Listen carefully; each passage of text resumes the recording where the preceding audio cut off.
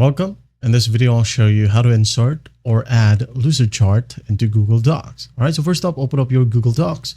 Now go ahead and click on blank document. Now here, we need to find the app section. All right, just go ahead over to extensions right here. Now go ahead and click on add-ons, get add-ons. Now in here in the search bar, just type in Lucidchart. Okay, this one. Wait for it to load. Now once it loads, you have the Lucidchart right here in the first search result. Just go ahead and click on install. Now wait for it. Log in with the correct account. Go ahead and hit on continue. Scroll down all the way down and hit on allow. As you can see here, just wait for the process to finish. And once done, just hit on the done button right here at the bottom right.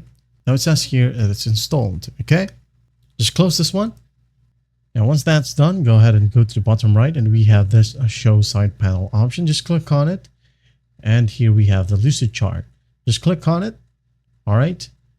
And a new tab will open right here, or a new panel in the right. And what we're going to do here is just click on login and log in with the correct Lucidchart account. All right. As you can see here, it's automatic. And just go ahead and scroll all the way down and click on grant access. It says here, you've successfully linked your Lucidchart account to Google. Just close this one. Now wait for this one to finish.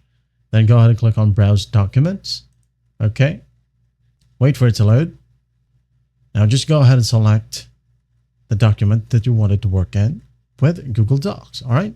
For example, this sample Gantt chart right here, I'm going to click on it and hit on Select. Just wait for it. And there you have it. All right. I hope this video helps, and I'll see you in the next one.